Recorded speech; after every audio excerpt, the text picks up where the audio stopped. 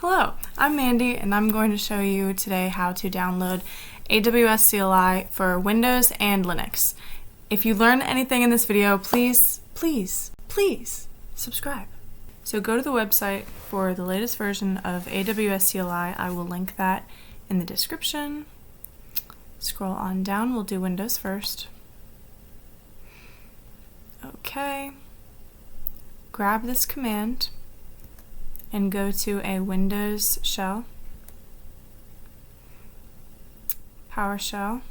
We're pasting that command and it's going to install. It's going to take a little bit. Click through. Yes. It is finished loading.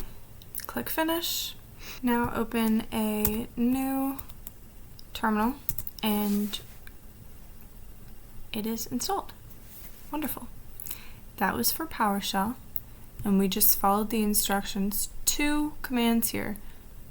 Run this, and close it, and run it again. And now for Linux, this is for WSL. It's a curl command.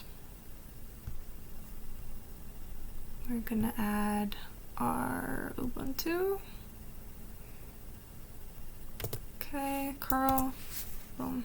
Okay, and now we can run AWS version. Lovely.